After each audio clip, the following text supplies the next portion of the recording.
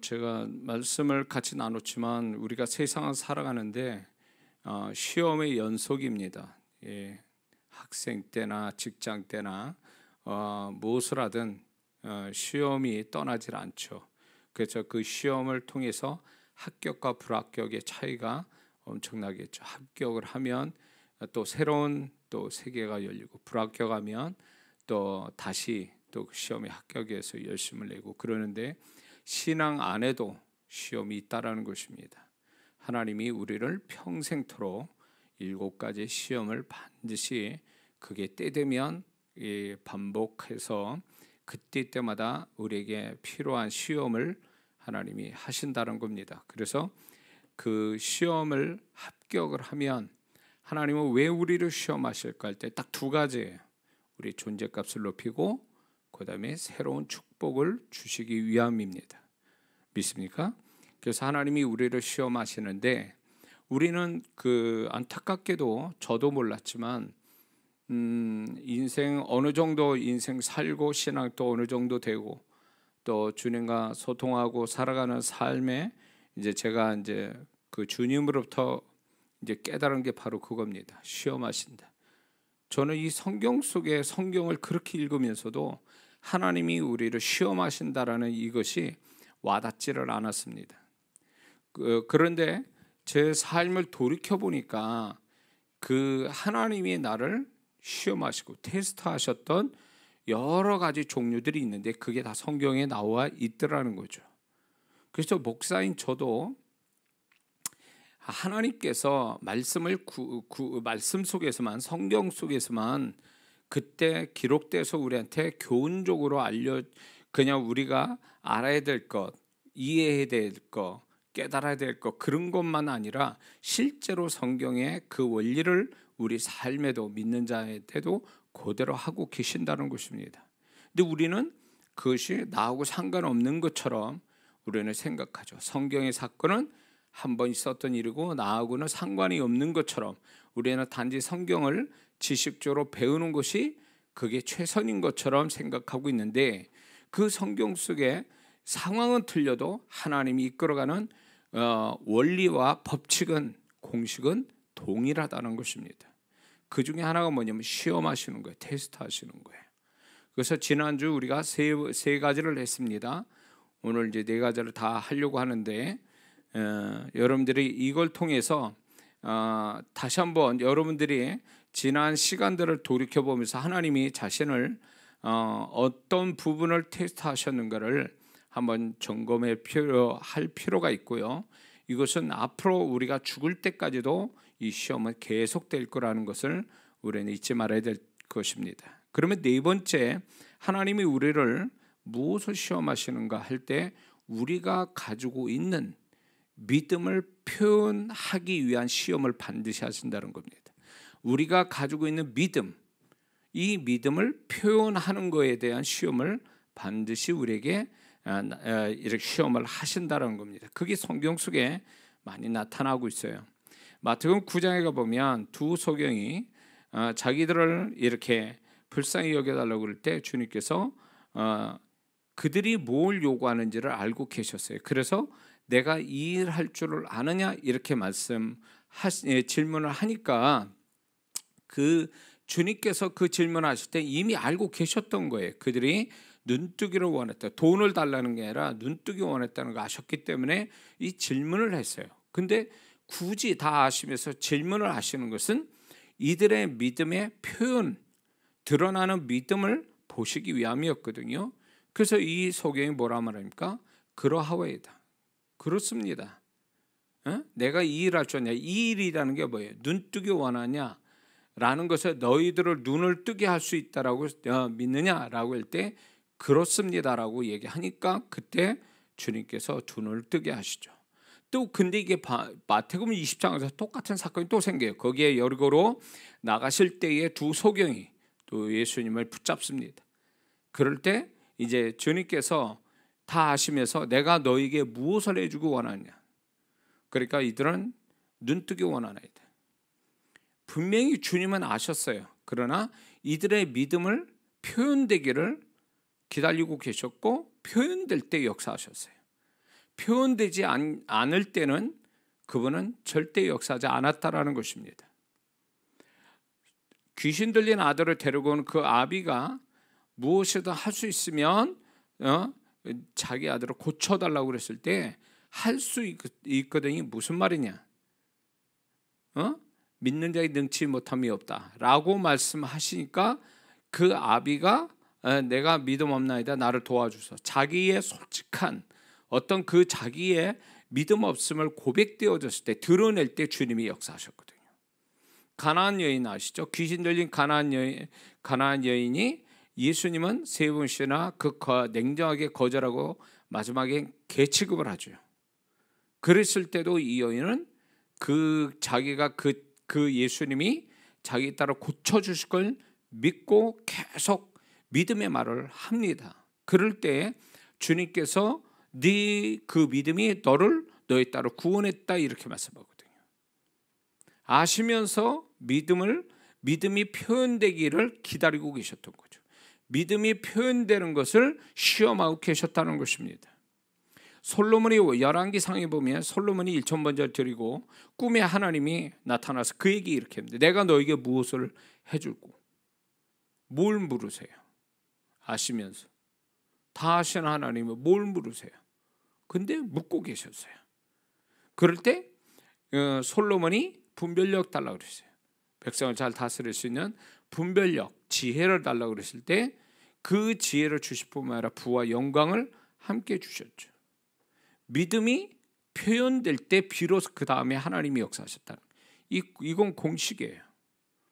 그런가 하면 이 부분이 좀 이상하다는 생각이 들지 않습니까? 성경 출애굽기 있다가 하나님께서 애굽의 10가지 재앙을 일으키시죠. 그 중에 9가지 재앙은 그냥 고센 땅에 이스라엘 백성 가만 있으면 되는 거예요. 그 땅에서. 근데 10번째 재앙은 요구를 하세요.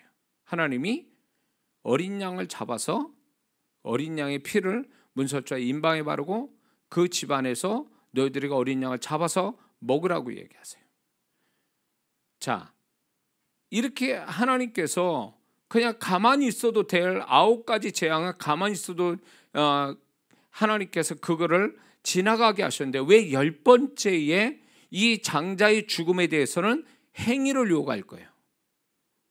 이거는 하나님께서 이 10번째 재앙은 그들의 믿음의 표현, 하나님의 말씀을 믿는 믿음의 표현을 테스트하고 계신 거예요.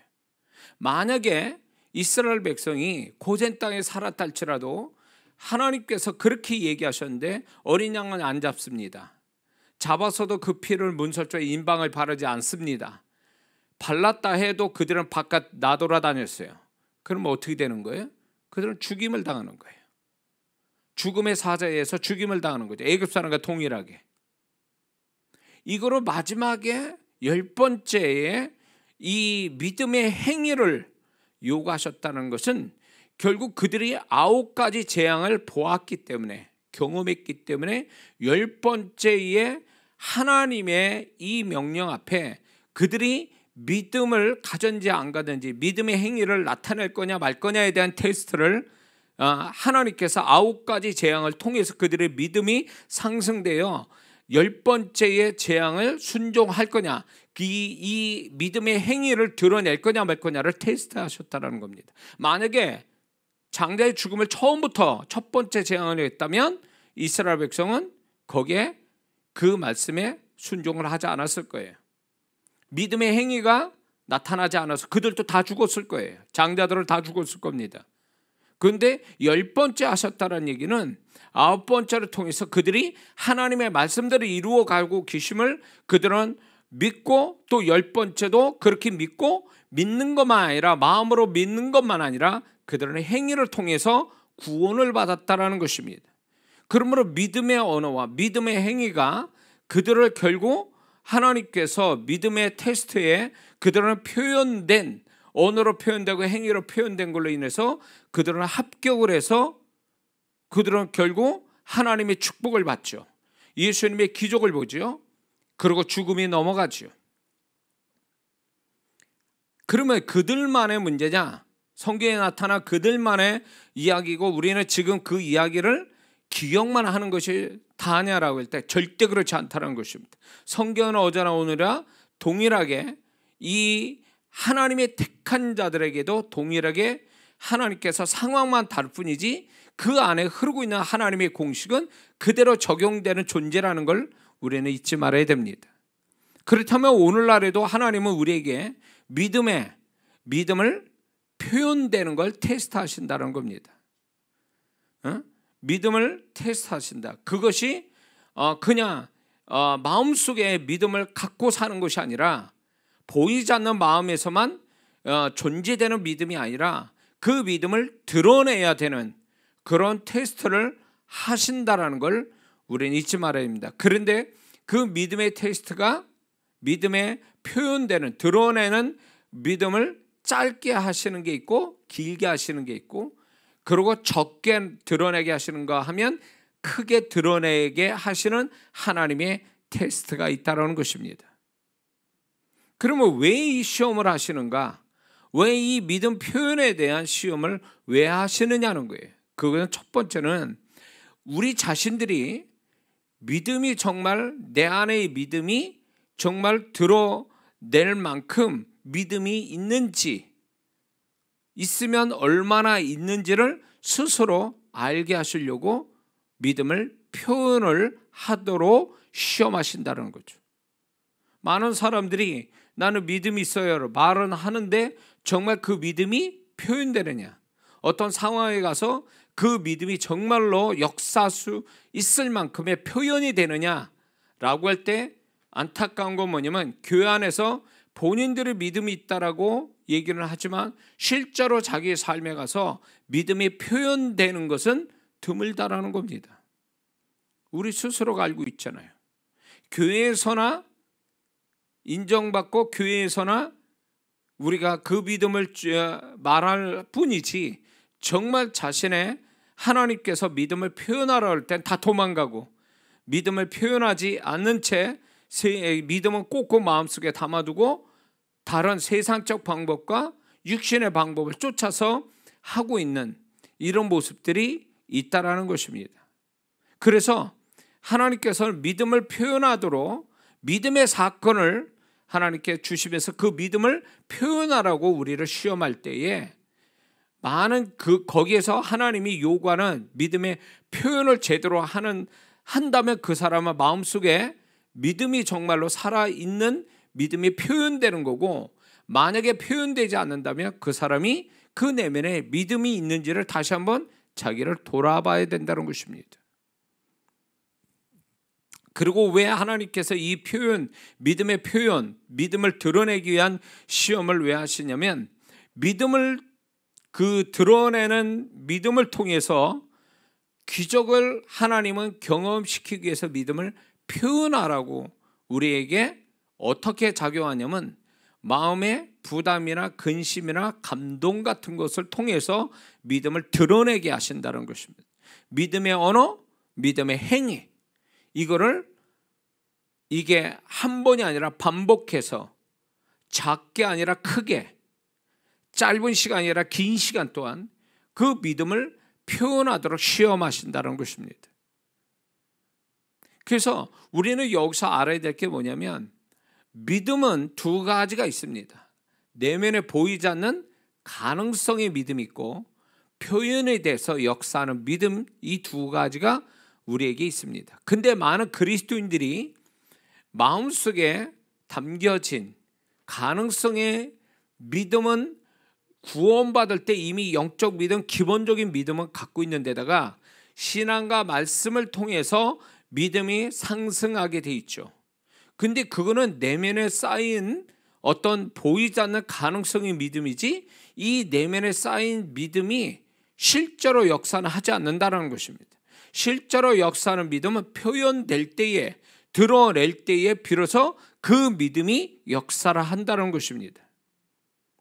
주님께서 저한테도 그런 요구하실 때가 많아요. 내가 네 마음을 안다. 네가 어떤 결정을 했는지 나는 알고 있다. 그런데 주님이 너는 그걸 표현해라. 내 앞에서 표현해라. 표현하지 않으면 내가 일할 수 없다라는 거예요. 표현될 때 비로소 이 말씀대로 그분이 표현될 때 비로소 그것 가지고 역사를 일으키시더라 그거예요. 그런데 많은 그리스도인들이 가능성의 믿음이 자기가 믿음이 충만한 믿음이 많은 줄 알지만 진짜 믿음이 많다 적다는 뭘로 알 수 있냐면 표현될 때에 그 믿음이 표현돼서 역사를 가져올 때 그 사람의 믿음의 분량이 거기서 결정나는 거예요. 그런 면에서 많은 그리스도인은 거품 믿음이 있습니다. 그 얘기는 뭐냐면 자기가 생각한 그거보다 훨씬 모자란 믿음을 소유하고 있다라는 얘기입니다. 그래서 정말 하나님께서 네 믿음을 써야 돼, 지금 네 믿음을 표현해야 돼라고 푸시하고 있는데 그 많은 성도들이 믿음을 표현하지 않는다라는 거죠. 안 함으로 인해서 주님은 그걸 가르치는 거야. 너는 믿음이 아예 없어, 표현하지 않으니까. 응? 표현되지 않는 믿음은 그거는 주님이 정말로 인정하지 않는 믿음이라는 것입니다. 이걸 어떻게 이해를 해야 되냐면 외국 사람들은 이걸 이해 못할 거예요. 우리나라의 어떤 풍습이니까, 전통이니까. 그게 뭐냐면 우리는 그 여자분들의 아이를 갖게 되면 그 아이가 나오면 10달 만에 나오면 그 아이를 한 살로 치죠. 이 뱃속에 있음으로 인해서 그거를 한 살로 친단 말이에요. 있는 것도 이 아이가 잉태돼서 병원에서 임신했다는 그때로부터 해서 얘는 이제 사람으로 인정받고 나이를 뱃속에서 한 살을 먹고 나오는 것이 우리나라의 나이 계산법이죠. 외국에서는 그렇게 하지 않죠. 나와서 비로소 이제 보여질 때, 세상에 보여질 때 그 아이가 그때부터 이제 나이를 먹는 거라고 그렇게 하지 않습니까? 우리의 그런 어떤 그 뱃속에 있을 때부터 이제 그게 그러니까 소위 말해서 그 아이가 나이를 먹고 하나의 사람으로서의 인격을 이렇게 대우를 받지만 영의 세계에서는 이 믿음의 세계는 그렇지 않다라는 것입니다. 표현이 될 때 비로소 그거는 서구의 어떤 그 나이법하고 비슷해요. 태어나서 사람들 눈에 보일 때, 드러날 때, 그 아기가 보여졌을 때 비로소 사람으로 인정받고 그때부터 나이가 계산이 되듯이 우리도 우리 안에 아무리 충만한 믿음이 있다 해도 그게 표현되지 않는다면 하나님이 역사할 수 없는 믿음이라는 것입니다. 믿음은 장식용이 아니에요. 액세서리가 아니라 그 믿음은 역사를 가져와야 돼요.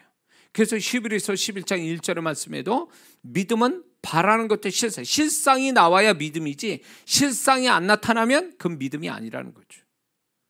바라는 것, 그거는 보이지 않는 마음으로 바라보는 것, 이 바라는 것은 증명될 수가 없어요. 그러나 실상이 나올 때 비로소 저 사람이 믿음이 있구나, 이렇게 바라는 것이 믿음이 실상이 나올 때 저 사람이 믿음이 비로소 있구나, 이렇게 인정한다고요. 그런데 그게 하나님도 그렇게 하신다는 거예요. 네가 마음속에 하나 가득 믿음을 가졌다 할지라도 표현되지 않으면 그 믿음은 그거는 아무것도 아니라는 거예요. 그래서 우리가 그렇다고 해서 표현되는 마음속에 있는 믿음이 아무것도 아니냐, 그건 아니죠. 표현되는 믿음이 되기 위해서는 가능성의 믿음이 마음 안에 충만히 있어야 되겠죠. 그거 없이는 표현이 될 수가 없으니까. 근데 표현되지 않으면 그 믿음은 실제로 성경에서 말하는 믿음은 아니라는 것입니다. 왜? 성경에서 말하는 믿음은 실상을 가져와야 되거든요. 바라는 것 실상이 나와야 그게 믿음이에요. 소경이 눈뜨기 원합니다. 그 믿음이 표현될 때 주님이 그 믿음에 표현된 믿음을 역사하셨잖아요. 이 사람들은 이미 주님은 아셨던 거예요. 이 사람들이 마음속에 낳고자 하는 믿음이 있었다는 걸 알고 계신 거예요. 그러나 그 믿음이 마음속에 있는 믿음이 표현되기를 원하셨던 거죠. 표현될 때 주님이 역사하신 거예요. 다 보세요. 표현될 때 역사하시죠. 그 다음에 다 알고 계시지만 그들이 그만한 역사할 수 있는 믿음은 안에 가지고 있지만 표현이 될 때 비로소 주님이 역사해 주셨다, 그 얘기예요. 그러므로 주님께서도 우리가 우리 마음 안에 각자의 믿음의 분량이 얼마만큼 있는지를 그분은 아세요. 그 믿음의 분량에 맞는 믿음을 표현하는 시험을 하신다는 거예요, 삶을 통해서. 그래서 믿음을 표현돼서 내 믿음이 얼마나 이 현실을 바꿔놓고 환경을 바꿔놓는지에 대한 그 놀라움과 그 기적과 그 축복을 경험시키기 위해서 믿음 표현을 이렇게 하나님께서 테스트하신다는 거죠.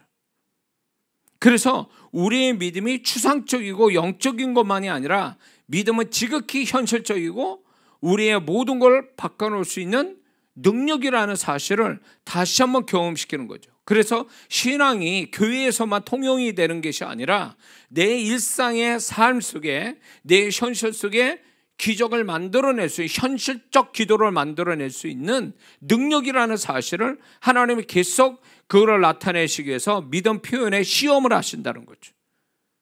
표현에서 역사를 가져오게 하려고 하는데 많은 그리스도인들이 표현을 안 하거나 못하는 거예요. 그거는 왜 그러냐? 아예 마음속에 표현될 믿음이 없어서 그럴 수도 있고, 믿음은 있지만 표현될 만한 그런 어떤 용기, 결단, 어떤 그런 담대함이 없어서 표현을 못하는 경우가 있다라는 것입니다. 하나님이 우리에게 시험하신다는 건 분명히 제가 말씀드렸죠. 그분은 우리를 시험하시는 건 우리를 그 시험에 합격해서 축복하시려고, 그리고 더불어 존재값을 높여서 그 존재값이 높은 자의 하나님의 특별하신 은혜와 축복을 더 경험시키려고 시험하시는 거거든요. 그중 하나가 그거예요. 그러면 하나님이 나의 믿음을 표현하고 드러내게 하시는 시험을 어떻게 알 수 있느냐는 거예요. 이게 중요한 거죠. 우리의 삶 속에서 하나님이 내가 믿음을 표현되기를 시험하시는데 그거를 우리 입장에서 어떻게 하느냐는 거예요. 자, 그거는 첫 번째는 계산으로 안 나온 일이 생겨요. 계산으로 안 나오는 일들. 계산을 아무리 굴려봐도 덧셈 뺄셈 곱하기를 나눗셈을 해도 안 나오는 문제들이 있습니다.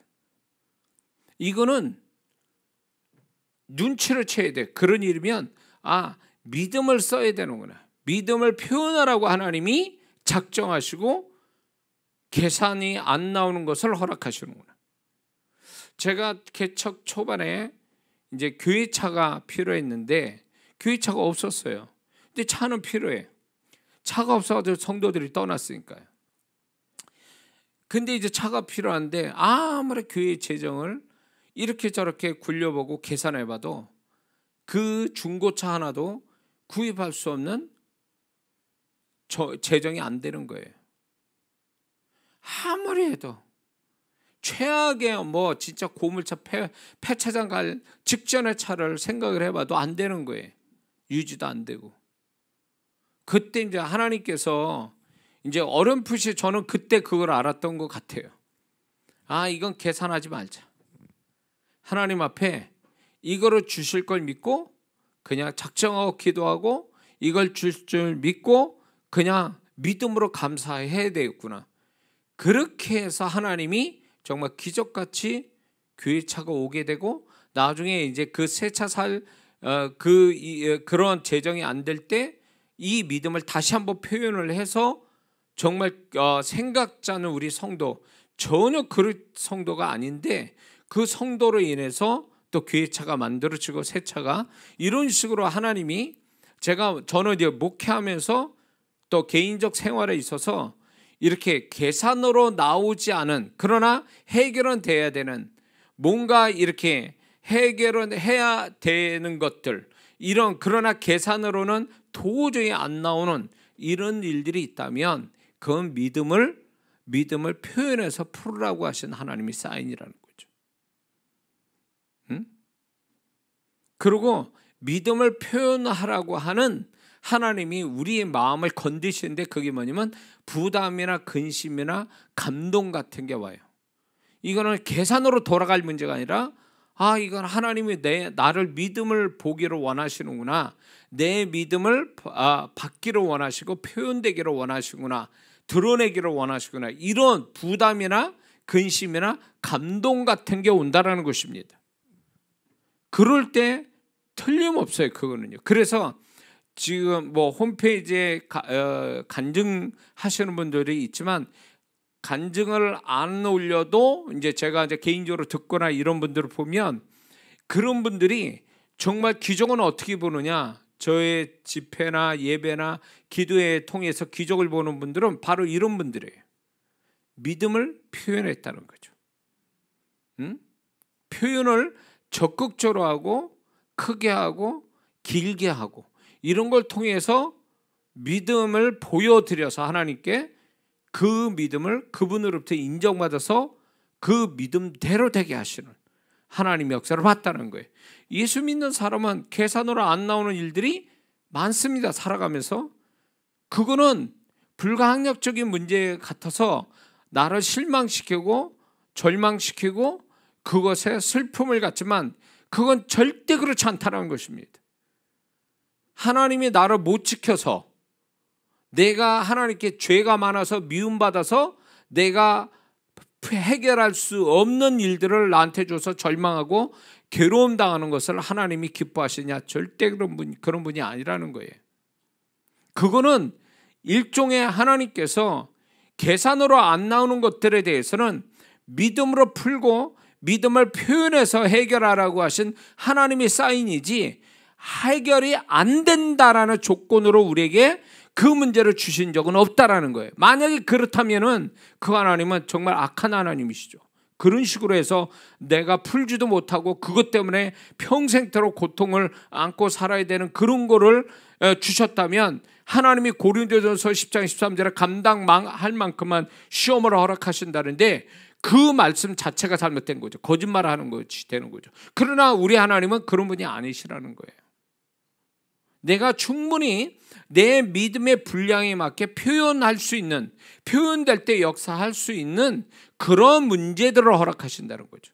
그런 것들만 허락해서 우리가 믿음을 표현을 해야 된다는 것입니다.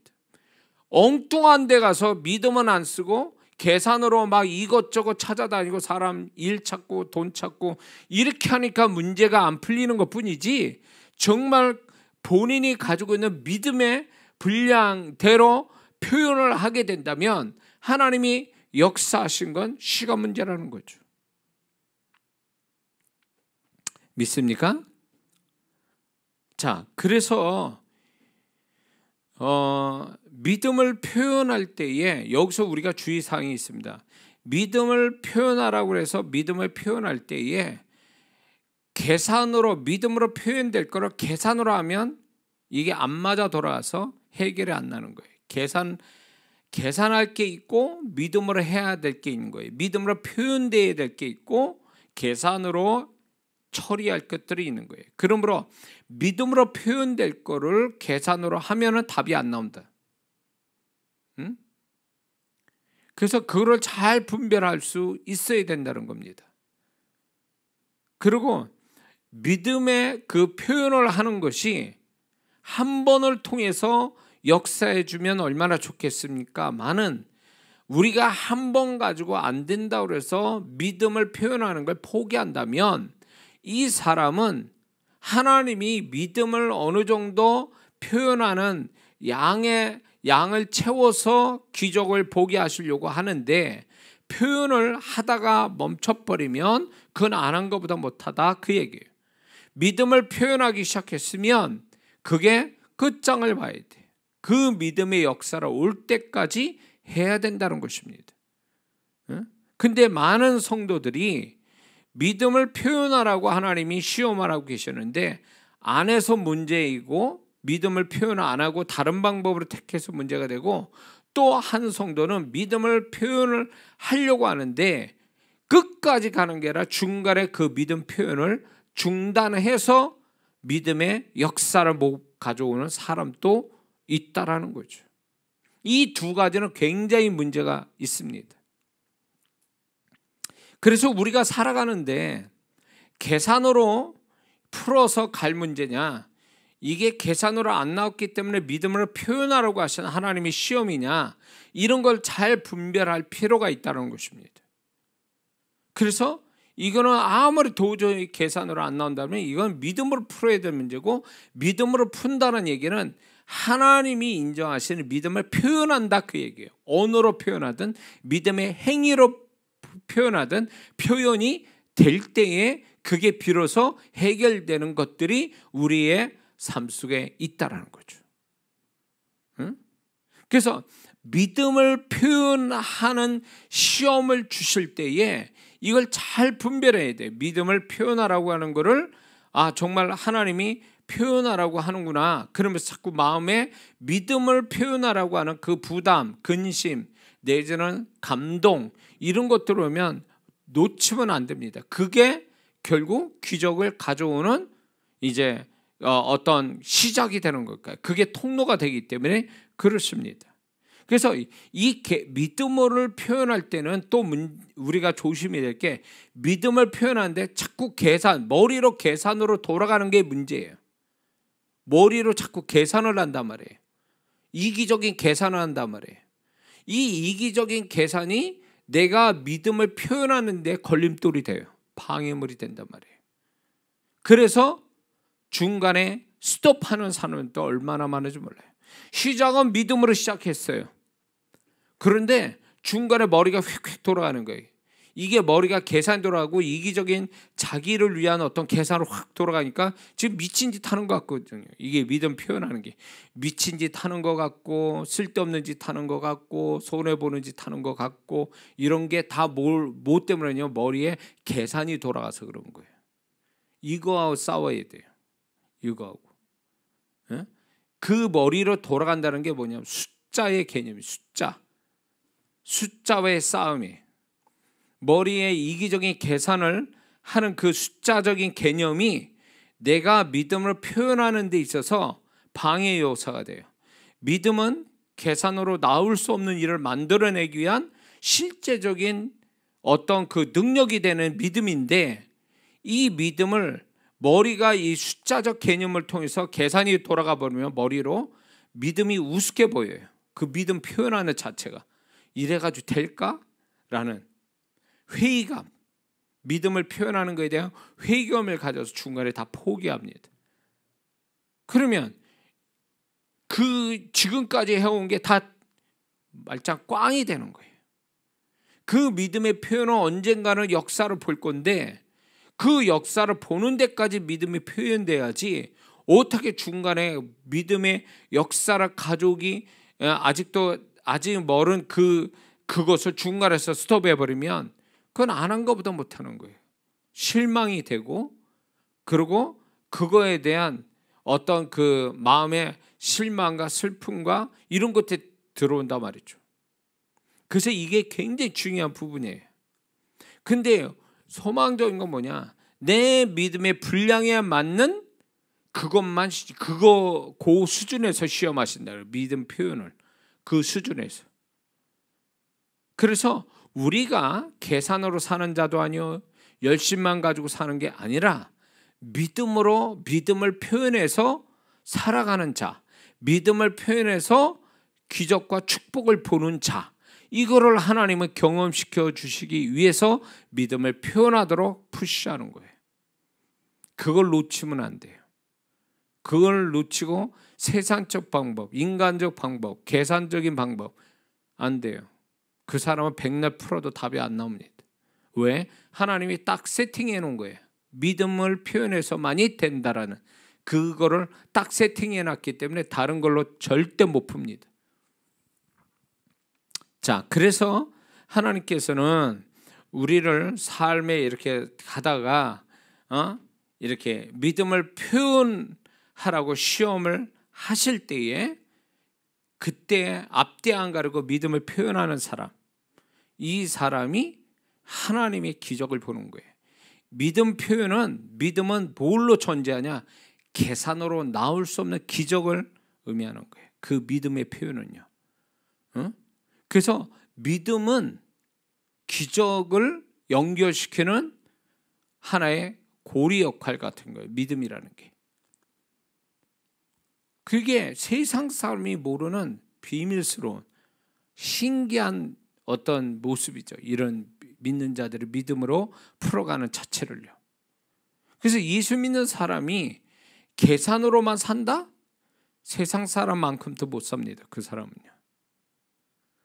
예수 믿는 사람은 계산 플러스 믿음을 표현하는 걸로 해서 세상이 알지 못하는 믿음의 법칙에 따라 살아서 믿음의 역사를 보는 게 믿는 자의 삶이거든요. 그래서 신비로운 거예요. 예수 믿는 사람의 삶이.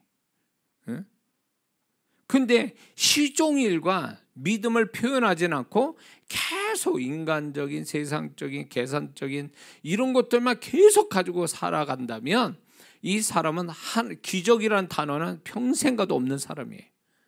1 더하기 1은 2. 이거 공식 외에는 2라는 답 외에는 아무것도 나올 수 없는 사람이에요. 세상이 그렇게 얘기해 주잖아요.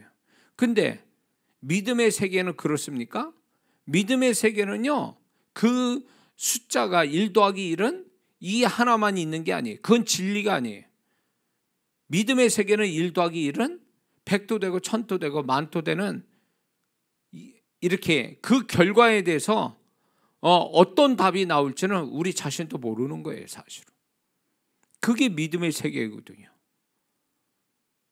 그래서 저와 여러분들이 살아갈 때에 계산으로 나올 수 없는 일이 벌어지고 믿음을 자꾸 표현하라는 하나님 성령의 어떤 푸시가 있다면 그건 믿음으로 풀어서 역사를 경험하라고 하는 하나님의 테스트라인 줄 알고 거기에 합격하는 우리 모두가 되어야 될 줄 믿습니다. 5번째는 하나님이 우리를 뭘 테스트하냐면 사람의 테스트예요. 사람에 대한 테스트. 마태복음 20장 27절을 보니까 너희 중에 누구든지 으뜸이 되고자 하는 자는 너희의 종이 되어야 하리라. 아주 역설적으로 주님께서 진리를 얘기하고 계십니다.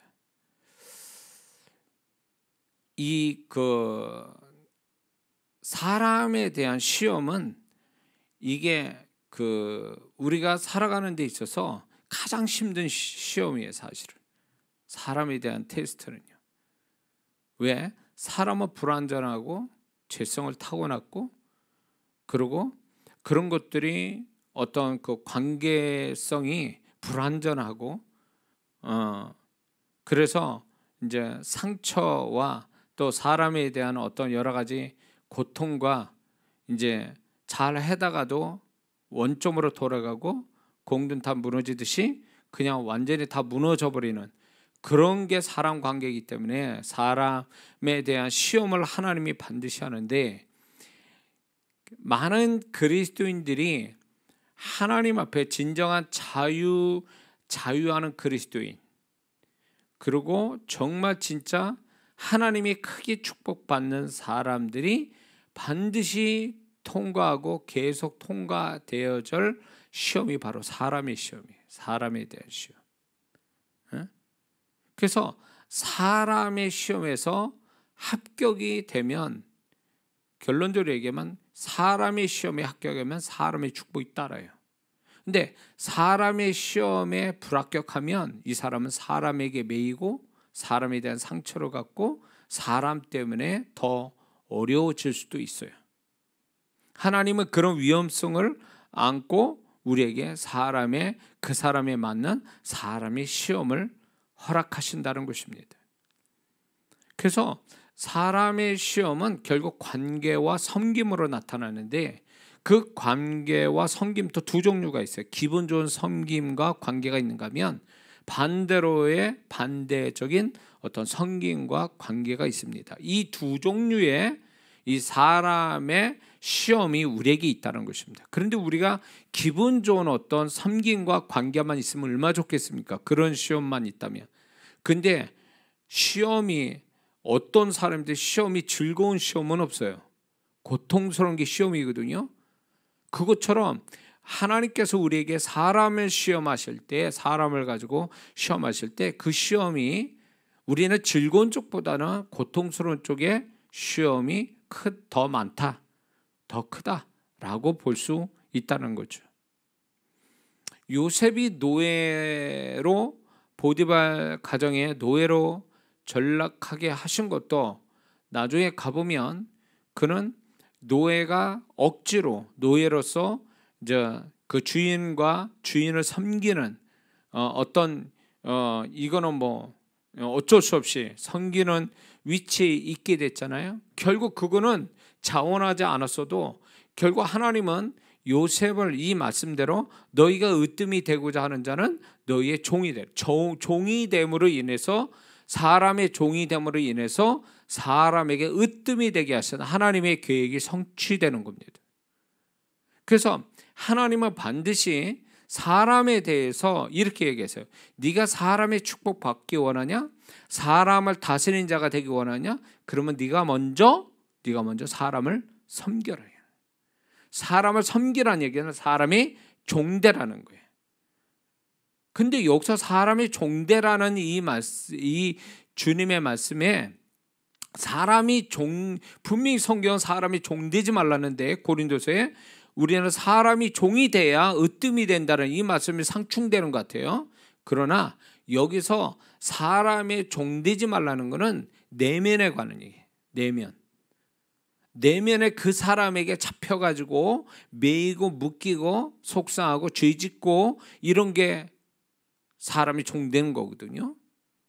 행위로서는 어떤 위치상으로 신분상으로 행위로서는 그 사람에게 낮아져서 섬기는 종의 역할은 할 수는 있어요. 근데 진정으로 사람이 종되지 말라는 것은 우리 내면에서 그 사람을 두려워하거나 매이거나 묶이거나 거기에 상처받아서 미워하거나 용서치 못하나 이런 마음들이 사람이 종된 마음이거든요. 이런 마음을 갖지 말라는 거죠.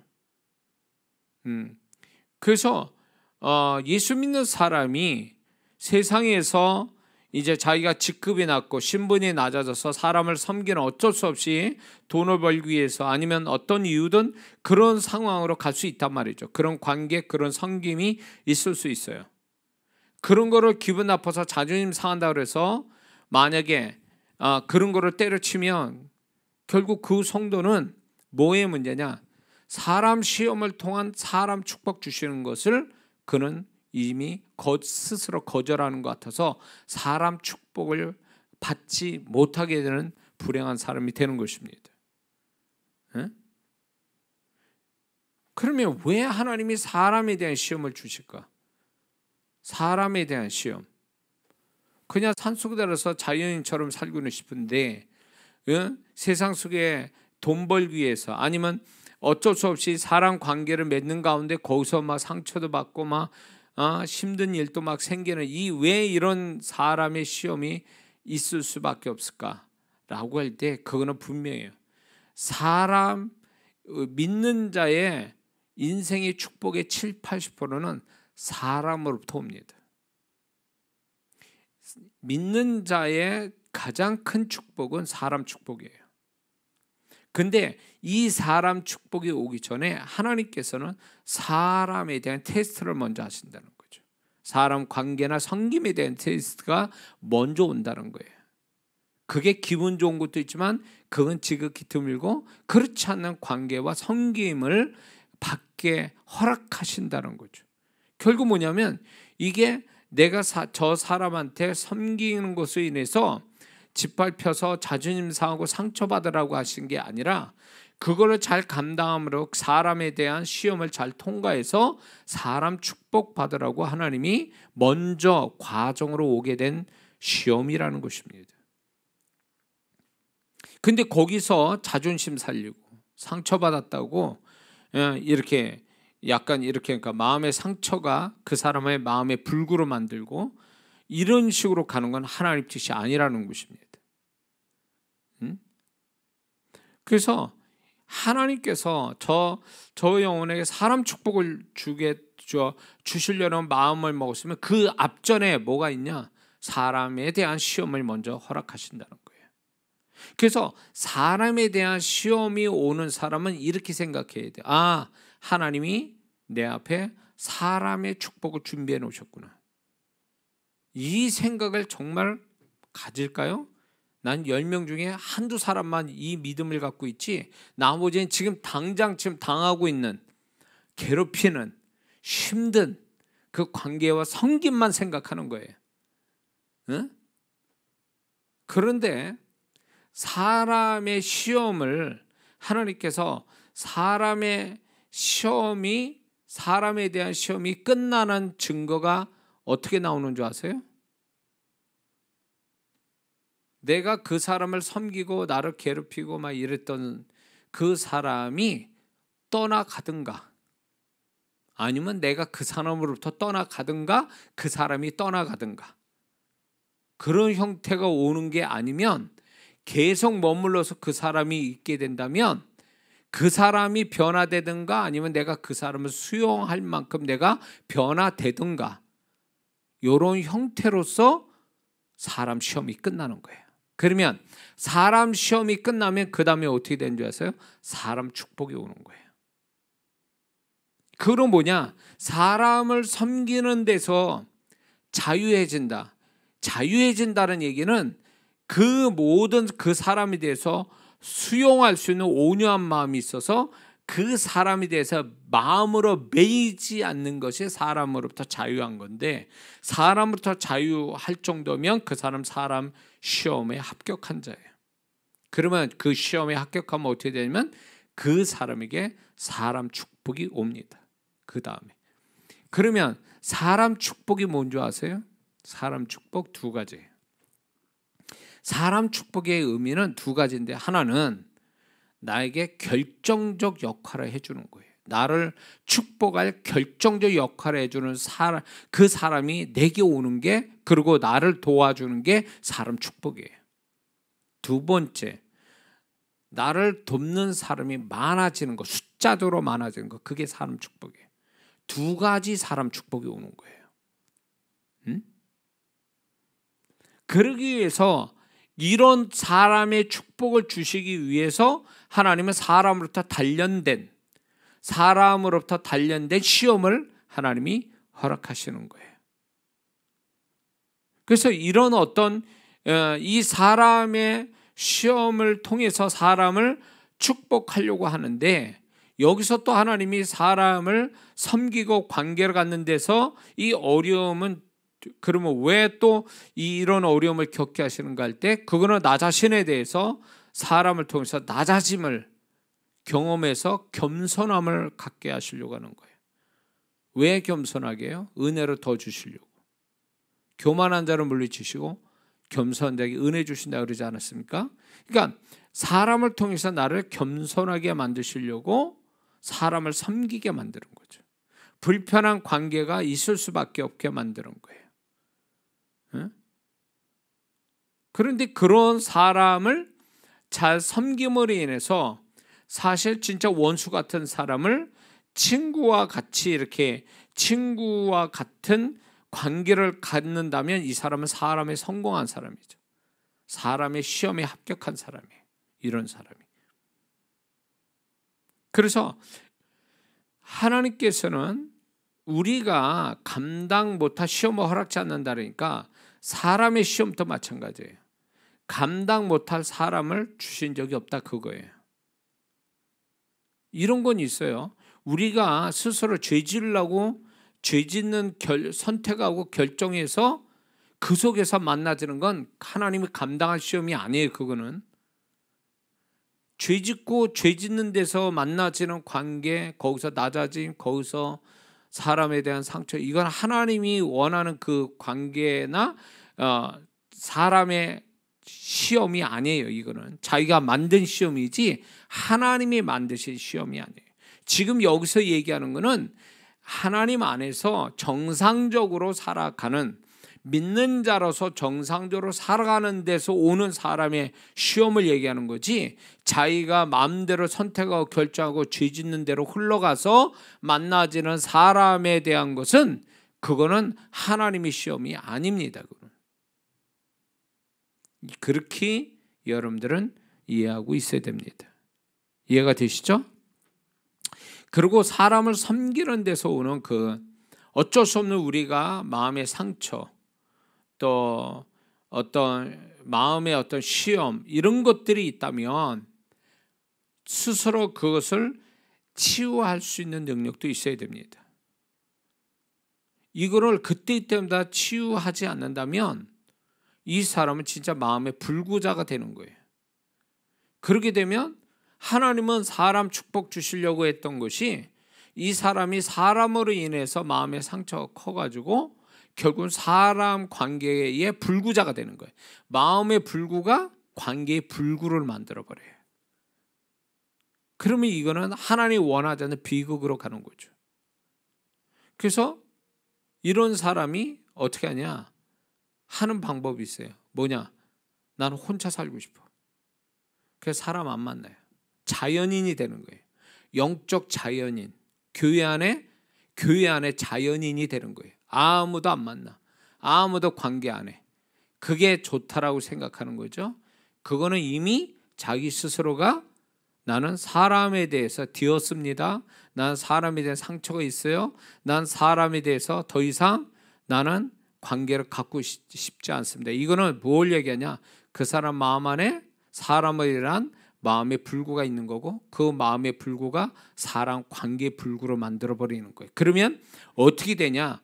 이 사람은 평생 사람 축복은 없는 거예요. 왜? 하나님은 사람 축복을 그냥 가만히 있는데 문 두들기면서 어떤 사람이 좋은 사람이 나한테 와서 날 도와주고 이런 게 아니에요. 내가 하나님 앞에 잘해가지고 좋은 사람을 붙여주실 수는 있어요. 하나님 앞에 잘해서. 그러나 그 방법만 아니라 내가 별로 유쾌하지 않는 사람과의 관계나 섬김을 통해서 주시는 사람 축복이 있다라는 거예요. 이건 테스트로 오는 거거든요. 잘해서 사람 축복이 좋은 사람 오는 것도 복이지만 이 복만 얘기하는 게 아니라 지금 테스트를 얘기하는 거니까 하나님이 사람의 축복 주시기 위해서 먼저 사람의 테스트를 주는데 그 사람 어떤 사람과의 관계나 섬김에 있어서 이 어려움을 통과하는 시험의 문제가 있다는 사람의 시험에 이걸 통한 하나님의 어떤 축복이 있다라는 거죠. 그래서 정말 이런 하나님의 시험을 아는 사람이면 반드시 참고 견뎌야지. 저 인간 내가 그래 내가 참는다 이렇게 해서 해결될 문제가 아니에요. 이거는 세상 사람이 하는 방법이고 이런 사람의 테스트를 자주 받는 사람은 이걸 알아야 돼. 이거 잘 이 영혼을 잘 섬기면 이 사람과 좋은 관계를 가지려고 애쓰면 언젠가는 이 부분이 시험이 끝나면 나에게 사람 축복을 주시겠구나. 이게 하나님의 사람에 대한 시험을 아는 자의 태도예요. 그렇게 해야지 이 인간 어디 안 가나? 내가 또 어디로 갈까? 막 이러면서 사람에 대한 마음속으로 원망하고 욕하고 막 이런 식으로 하면서 이제 견뎌내는 건 그건 올바른 태도가 아니라는 거죠. 하나님이 원하는 태도가 아니라는 거예요. 이건 사람을 통해서 하나님이 나를 시험하시는 의도를 모른 채 살아가는 거예요. 이거는 그렇게 되면 이 시험이 끝난 다음에 오는 사람 축복은 시험이 어쩌면 안 끝날 수도 있어요. 시험이 안 끝나고 불합격한 채로 지나갈 수도 있어요. 그러면 불합격하면 사람 축복은 없습니다. 아까 얘기했죠. 사람 시험이 끝나는 그 증거를 얘기했죠. 그 형태를 얘기했지 않습니까? 그게 와야 돼요. 그게 온 다음에 사람 축복이 오는 거예요. 지금 이 얘기들은요, 제가 말씀드리지만 7가지의 이런 하나님의 시험은 제 삶에서 경험된 거고 말씀이 맞다라는 걸 제가 경험했기 때문에 이걸 정리해서 말씀드리는 거예요.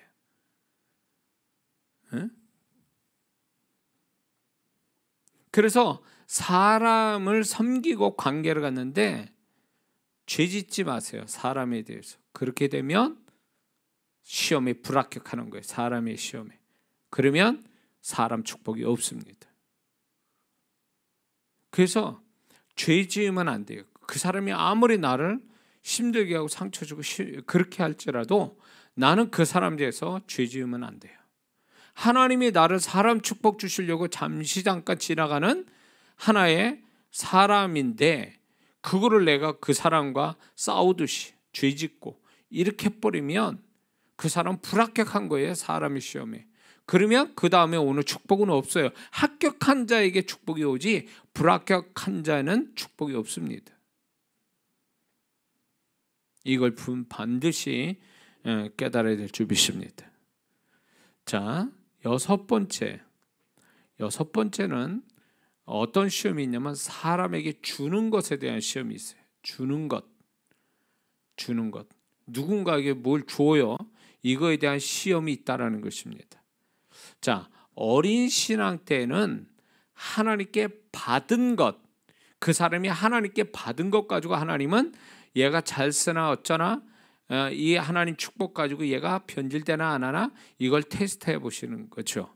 하지만 신앙이 성장하면요, 하나님으로부터 받은 것 가지고 하나님 시험하시는 게 아니라 받기 전에 사람에게 주는 것을 먼저 하나님이 시험하여 보신다는 것입니다. 얘가 정말 내가 축복을 충분히 받을 수 있는 그릇을 준비됐는가? 라는 거에 대한 시험이 뭐냐면 주는 거의 시험이에요. 주는 거. 받는 거의 시험이 아니라 주는 거에 대한 시험을 반드시 하신다는 것입니다. 자, 주는 것도 이제 두 종류가 있어요. 내가 기분 좋게 내가 자원이나 감동이 돼서 이렇게 기분 좋게 주는 것도 있지만 어쩔 수 없어서 주는 게 있어요. 부담과 근심이 돼서 그냥 어쩔 수 없이 주는 그 두 가지 형태가 있어요. 그러나 어쨌거나 안 주는 것보다 어떤 형태로 이런 형태로든 주는 것, 이 주는 거에 대한 하나님이 테스트를 우리에게 하신다는 거예요. 왜 그럴까요? 나중에 주라 그러면 후이되어 누르고 흔들어 넘치도록 너에게 안겨주리라. 더 주시기 위한, 하나님이 더 주시기 위한 과정으로서 주는지 안 주는지 주는 거에 대한 시험을 하신다는 것입니다. 사도행전 20장 35절에 주 예수 친히 말씀하신 바 주는 것이 받는 것보다 복이 있다 하심을 기억하여야 할지니라.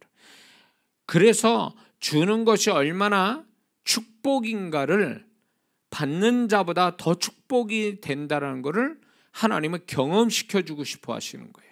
그래서 주는 거에 대한 테스트를 하세요. 주는 거에 대한 테스트. 근데 왜 이렇게 하나님이 주는 거에 테스트를 하실까 할 때에 아까도 얘기했지만 하나님께서 더 많은 걸 주시기 위해서 먼저 테스트하는 게 주는 거에 대한 테스트인데 여기에 합격해야 더 주시려고 하신 주님의 예비된 것을 만나게 된다는 것입니다. 그리고 이 테스트를 왜 하신 줄 아세요? 분명히 저의 삶에도 그런 게 있어요. 이거는 내가 저 사람이 나를 알든 모르든 저 사람이 나를 갚을 수 있는 능력이 있든 없든 상관없어요. 주님이 저 사람한테 줘야 된다라는 부담을 주시거나 메시지를 주실 때에 나는 해야만 해야 돼요. 그리고 그 앞에 이걸 할 때 그 다음에 하나님이 나에게 주실 것이 뭔지는 몰라도 소망을 갖게 되거든요. 근데 그렇게 그 정도면 해야 되잖아요. 근데 못해요. 왜? 계산이 돌아가는 거예요. 이걸 주면 내가 당장 손해가 나고 주게 되면 저 사람이 나한테 보상해 주지 못할 거고 나는 분명히 당분간은 이게 마이너스 된다. 그러면 나한테 어려움이 있을 거다. 이런 어떤 계산적인 것이 딱 먼저 들어오니까 주지를 못하는 거죠. 그래서 이 테스트를 왜 하시는지 아세요? 주님이 네가 얼마나 계산적이고 네가 얼마나 이기적이고 네가 얼마나 주는 것보다 받는 걸 더 좋아하는지 스스로 알라. 이런 그런 의미에서 이렇게 주는 시험을 이렇게 하신다는 거예요. 주는 시험을 이렇게 거신다는 거죠. 그럴 때 이제 저도 이제 부끄러운 적이 있어요. 분명히 이건 주님이 하라고 주라고 그랬던 건데 나는 자꾸 계산이 돌아가는 거죠. 안 주려고 뻐득이고. 그럴 때 오늘 내 모습이 좀 부끄럽고 내가 계산하고 있구나. 하나님이 어떤 나를 주는 것으로 해서 더 주신다는 약속을 못 믿고 있구나. 이런 거에 대한 또 주는 거 줄 수 있는 내가 뭔가를 가진 거에 대한 감사함이 없는 자구나. 줌으로 인해서 하나님이 나를 더 주시는 것에 대한 소망을 못 갖고 있구나. 이런 것들이 다 발견이 되는 거죠. 줄 때 주지 못하는 것으로 인해서. 그런데 이제 이거는 부정적인 의미지만 이 주는 거에 대한 하나님이 테스트하시는 것은 결국 이렇게 얼마나 이게 받는 자보다 주는 자가 얼마나 더 큰 복을 받는가에 대한 이거를 경험시키기 위해서 우리를 주는 시험을 하신다는 거죠. 줄 수밖에 없는. 그러면 어린 신앙은요, 줄 줄 몰라요. 어린애들이 이렇게 자기 거에 움켜쥐고 있어서 남한테 주는 게 쉽지 않습니다. 그게 어린아이 특성이거든요. 근데 신앙 안에서도 이 어린아이 같은 사람들이 있는 거예요. 심지어는 하나님께 드리는 것조차도 아까워하고 안 하는 사람이 있거든요. 그런 사람이 누구한테 줘요?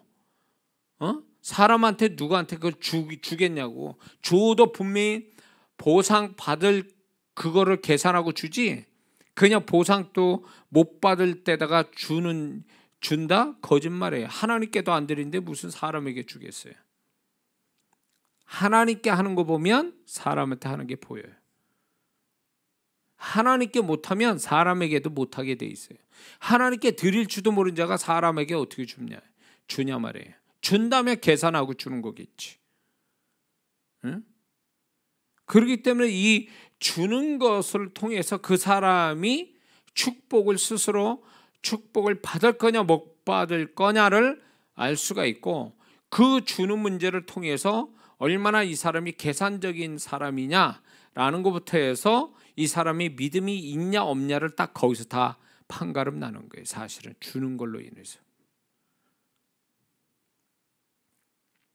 자, 그러면 주는 거에 대한 시험을 하나님이 어떻게 하시냐? 사람에게 주는 것에 대한 시험을 만약에 나한테 하신다면 그걸 어떻게 알아채냐는 거예요. 그거는 이런 거예요. 이런 걸로 인해서 알 수가 있어요. 줄 수 있는 마음의 감동이나 믿음을 주시고 상황을 또 그런 상황을 주세요. 줄 수 있는 마음의 감동, 부담, 근심, 이건 죄된 건 아니에요. 그런데 자꾸 그런 마음이 들어요. 긍정적으로는 감동이고 부정적 감정으로는 부담, 근심 이런 게 들어온 거죠. 안 주면 또 죄 짓는 것 같은 기분이 막 들게 하죠. 그리고 또 상황으로 가도 나밖에 할 수 없어. 내가 꼭 줘야만 하는 상황이 딱 와요. 그러면 이거는 하나님이 주라는 어떤 시험을 지금 하고 있는 거예요. 주는 것에 대한 시험. 그리고 또 이런 마음이 있어요. 주는 거에 대한 그 시험을 이렇게 하나님이 주실 때 없는 가운데서도 주게 만들어요. 나도 지금 없는데 주게 만드신다는 거죠.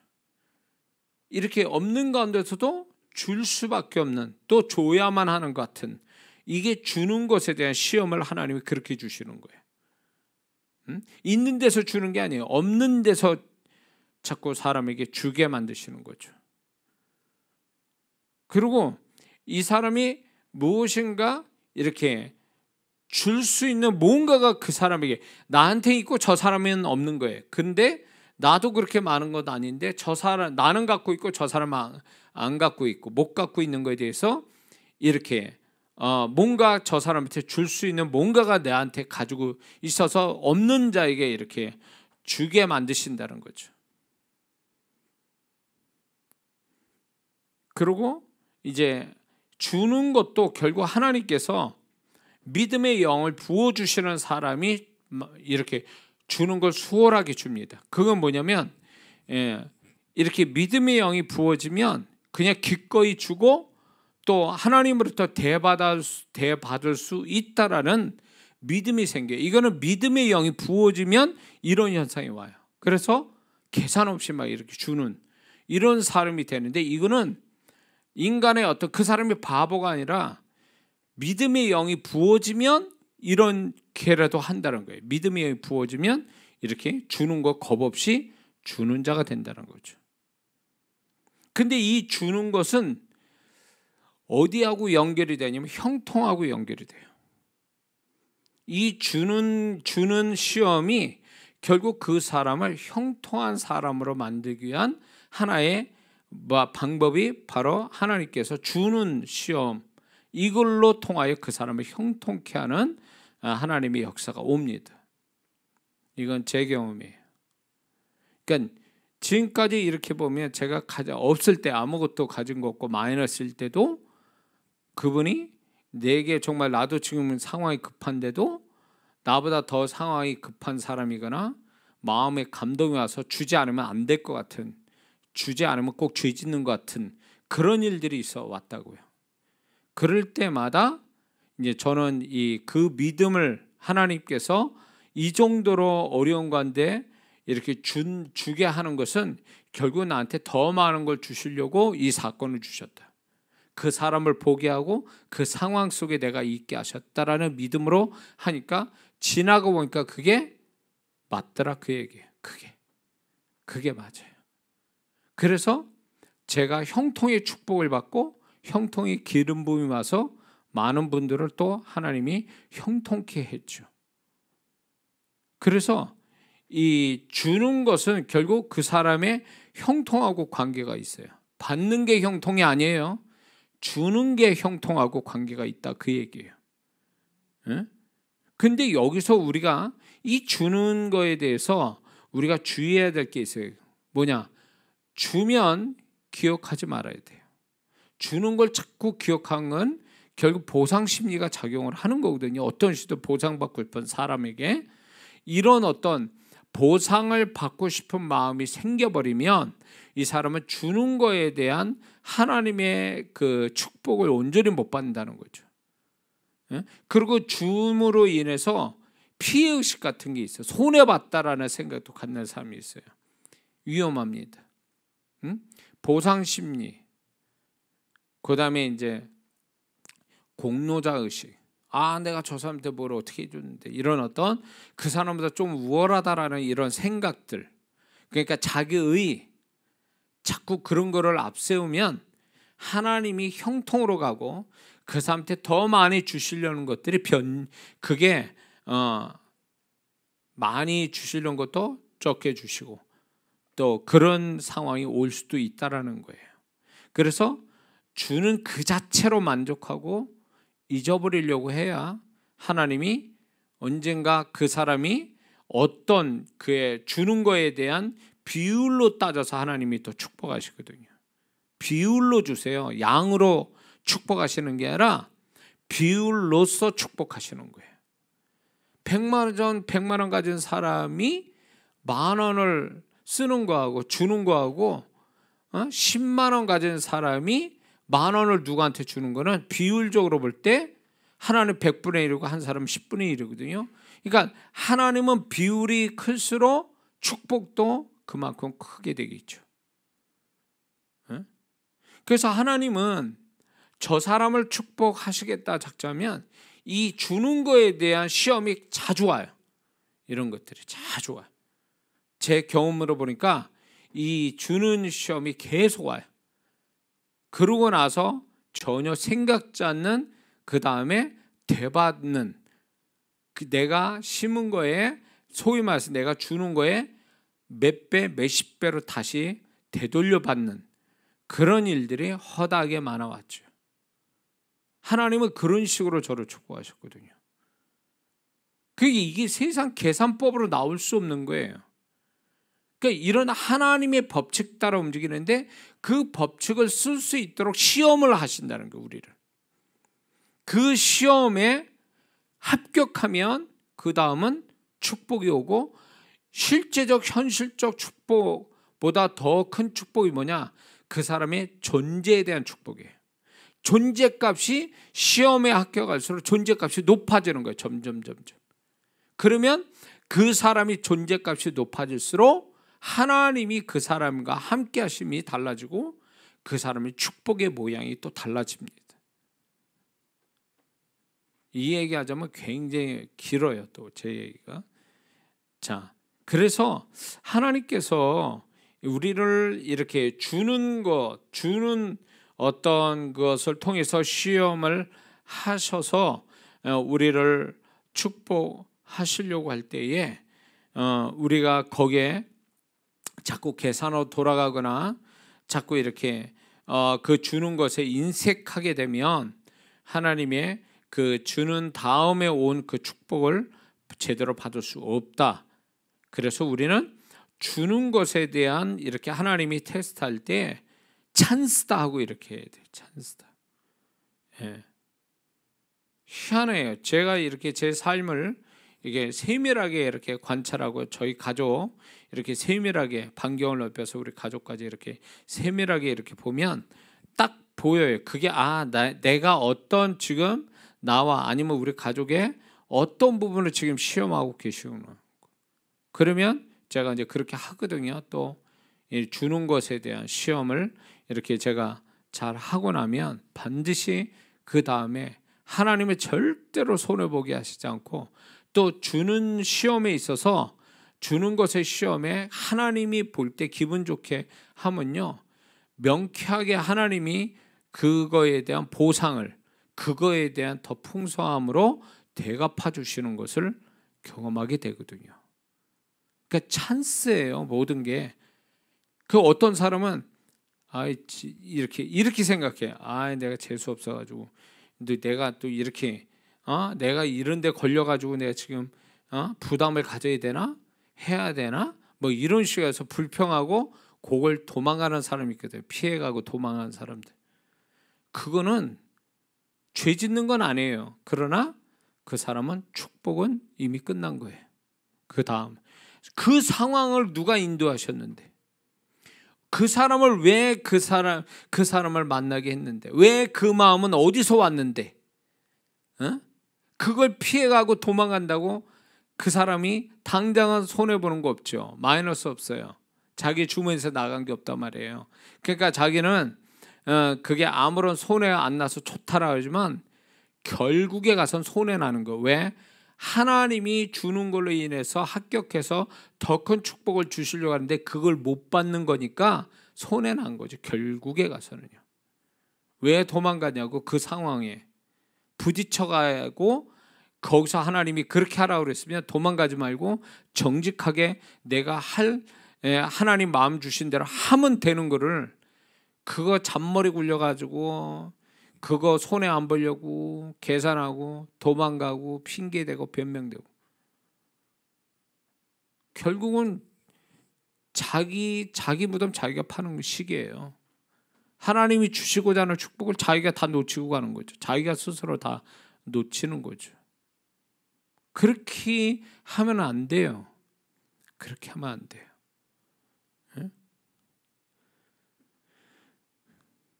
그래서 저는 우리 교회 성도분도 저기 송파동에서 여기 교회 올 때, 이제 또 교회로 옮길 때 뭐 이럴 때 정말 정직하게 하나님이 자기한테 주신 거다, 이 상황은. 그래서 내가 할 수 있는 데까지 최선을 다해야 된다, 이러고 한 사람들은 다 축복을 받아요. 그 다음이 하나님이 생각지 않는 축복들이 다 나오게 돼 있단 말이죠.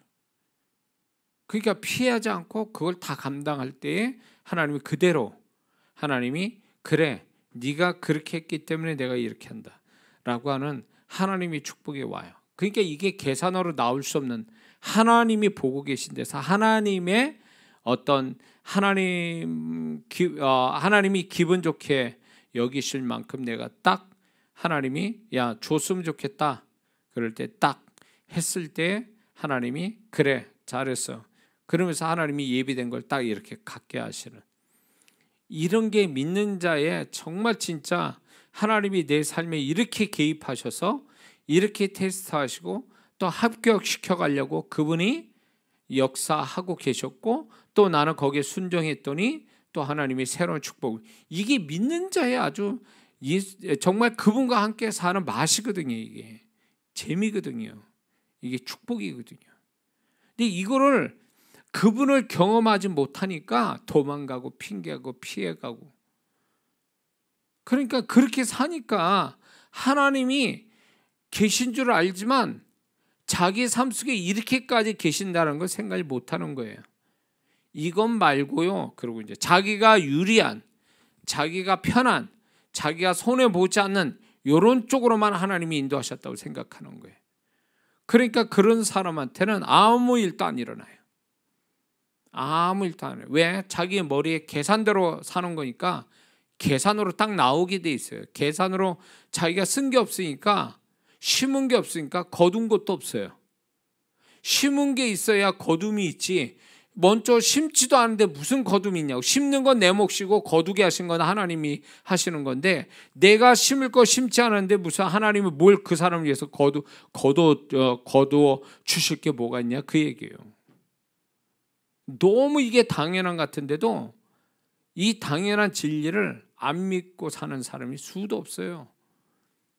그러니까 이런 사람은 맨날 계산으로만 사는 게, 계산기 두드리기가 바빠요. 왜?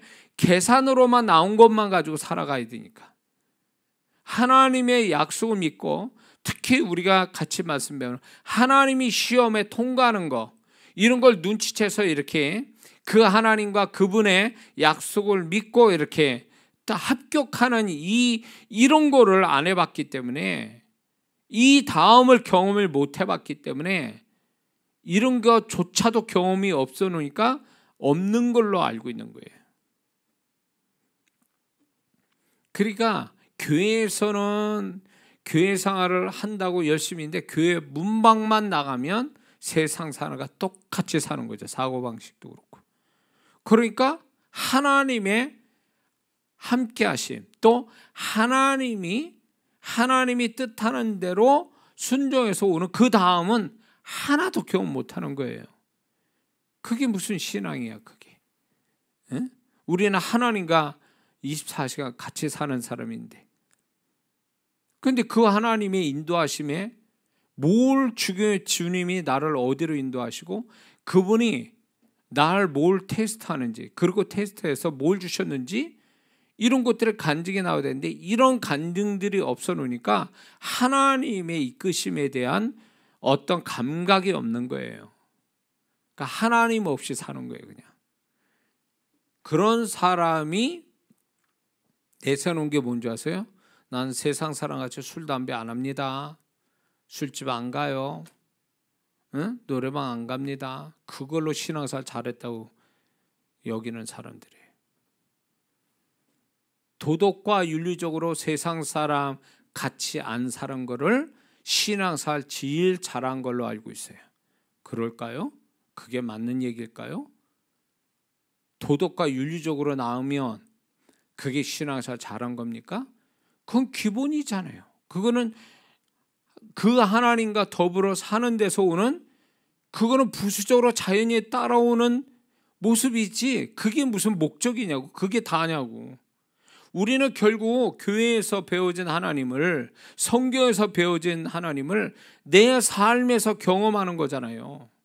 그분을 경험해서 그분과 함께 살고 그분의 의지에서 그분이 내가 그 다음을 책임져 주시는 그 하나님을 만나면서 살아가는 게 신앙생활이고, 내가 교회 문 밖에서의 삶의 모습 아닙니까 이게?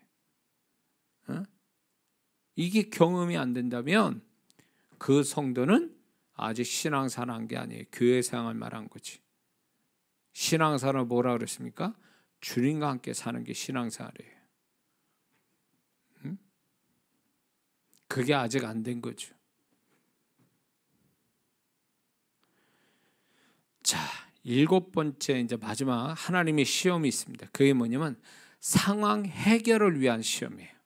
상황 해결을 위한, 상황에 어떤 문제가 생겼어요. 그 상황의 해결에 대한 시험을 하나님이 우리에게 허락하신다는 거죠. 요한복음 6장 6절에 유명한 사건이 있죠. 오병이어 사건에 요한복음 6장 6절에 이런 말씀이 있어요. 빌립에게 이르시되, 예수님이 빌립에게 이르시되 우리가 어디서 떡을 사서 이 사람들로 먹게 하겠느냐 하시니, 이렇게 말씀하시면 친히 어떻게 하실 것을 아시고 빌립을 시험코자 하심이라.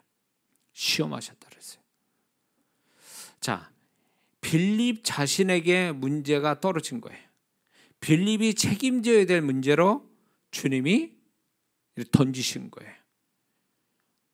5,000명이라지만 실제 성경상으로 5,000명, 성류 5,000명이지만 그 당시로 5,000명은 여자와 어린아이를 뺀 숫자예요. 그러니 어떤 성경학자는 이거는 한 2만 명에 가까운 사람이다 이렇게 얘기해요. 그러면 2만 명이나 되는 사람 돈을 조금씩 걷더라도 200데나리온, 돈 문제하고 떡이 필요하나요? 떡의 문제예요. 돈과 떡의 문제를 지금 빌립은 얘기하고 있습니다. 그런데 이게 빌립을 시험코자 했다 그랬습니다. 이 사람들은 떡을 먹여야 되는데, 밥을 먹여야 되는데 어떻게 할 거냐 그래서 빌립에게 책임을 묻고 계시는 거죠. 빌립에 맡겨진, 자신에게 느닷없이 자기의 발에 떨어진, 자기 자신한테 떨어진 문제가 된 거죠. 아마 빌립은 한숨 쉬면서 불안했을 겁니다. 이걸 어떻게 되나. 그런데 순간적으로 계산을 하고 있었어요. 200데나리온. 그러니까 한 데나리온이 그때 당시에 노동자 하루 품삯이니까 200데나리온이면 뭐 얼마겠습니까? 10만 원이면 2천만 원 정도 되겠죠. 그런 거를 벌써 계산을 확 돌아간 거예요. 200데나리온이니까 한 사람당, 그러니까 2만 명이면 뭐 한 사람당 뭐 한 데나리온이 4명이 먹는다 친다면 이렇게 하면서 계산을 한 거예요. 그런데 그게 주님이 원했던 정답은 아니었거든요. 시험에 불합격한 거죠. 그러니까 주님이 빌립하고 얘기를 안 하십니다. 근데 이런 문제가 있어요. 우리에게도. 그게 뭐냐면 계산으로 나올 수 없는 문제. 모른 체 할 수도 없고 해결을 해야만 하는 현실적인 여러 가지 문제들. 이걸 얘기하는 거예요. 지금 불가능한 얘기예요. 빌립이 그 짧은 시간에 어떻게 돈을 200데나리온을 구하고 200데나리온 되는 떡을 어디서 구합니까? 떡집이 얼마나 많다고. 그러니까 이건 불가능한 일이에요. 그러나 빌립은 자신한테 맡겨지고 자신이 책임져야 될 문제처럼 떠안게 된 거죠. 그러면 우리도 이럴 수 있어요. 느닷없이 내 문제가 돼버린, 또 내 삶에 아니면 내 주변의 사람이 내 문제가 되어서 내가 책임을 져야 되고 내게 맡겨진 문제들이 있단 말이에요. 그런 거에 대해서 빌립에게 시험하셨던 것처럼 우리에게도 상황에 대한 문제를 해결을 하라고 하는 시험을 우리에게 주실 수 있다는 거죠. 상황 해결에 대한 시험. 그러면 하나님은 왜 이런 시험을 우리한테 허락하실까? 내가 만만하게 풀 수 있는 문제면 괜찮은데 그게 아닌 내 한계 바깥에, 아니면 내가 생각할 때 큰 문제인 같은 것을 왜 그분은 그런 시험을 하게 하실까? 빌립같이. 그거는요, 문제를 어떻게 해석하는가, 문제를 어떻게 바라보는가, 이 문제를 어떻게 해결할 것인가에 대한 시험이에요. 이거는 소위 말해서 문제에 대한 그리스도인다운 사고방식을 시험하시는 거예요. 사고방식. 응? 돈이 얼마 있냐, 떡집이 얼마 있냐, 이 문제가 아니에요. 너는 이걸 어떻게 풀 거니? 라고 하는 그리스도인다운 사고방식을 갖고 있냐 없냐에 대한 하나님은 테스트 하시는 거죠. 그래서 정말 그런 문제를 하나님이 딱 던져주시면서 졸지에 만난 문제일 수도 있고 서서히 만나지는 문제일 수도 있고 지금까지 가져온 문제일 수도 있어요. 해결할 수 없는 이 빌립이 가진 문제처럼. 그걸 통해서 하나님은 네가 어떤 그리스도인이냐라는 걸 스스로 알게 하시는 거예요. 그게 뭐냐면 네가 교회 안에서만 있는, 교회 안에서만 통용되는 그리스도인이냐, 아니면 평안한 날 속에만 있는 그리스도인이냐, 아니면 문제 앞에서도 진정한 그리스도인의 모습을 가졌느냐라는 라는 거에 대한 테스트를 하고 계시는 거예요. 많은 그리스도인들이 교회 생활 잘하고 자기의 삶에 아무 문제가 없으면 자기는 굉장히 크리스찬인 줄 알고 있어요.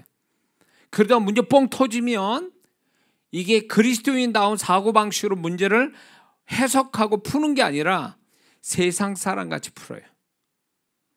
그러면 그게 뭘 의미하냐면 그 사람은 아직 크리스찬 되기는 아직 멀었다는 거죠. 왜? 생각이 달라져야지. 크리스찬다운 생각이. 세상 사람 같은 사고방식 갖고 있는 사람이 아무리 백날 교회에서 365일 철회하고 기도하고 예배드린들 그 사람 사고방식이 세상 사람 사고방식인데 그게 어떻게 크리스찬이에요? 그 수박성도지. 겉과 속이 색깔이 다른. 겉으로는 크리스찬인데 그 머리에 있는 그 사고방식은 여전히 세상 사람 같은 관점으로 세상 사람 같은 생각 패턴을 가지고 문제를 풀어가는. 그래서 우리에게 이 빌립 같은 문제를 우리에게 툭툭 이렇게 시험을 하나님이 하시는 것은 결국 네가 어떤 유형의 크리스찬이냐, 네가 크리스찬다운 사고방식을 가지고 있냐, 문제에 대한 해석을 어떻게 하고 있니? 세상 사람과 다르게 해석하니?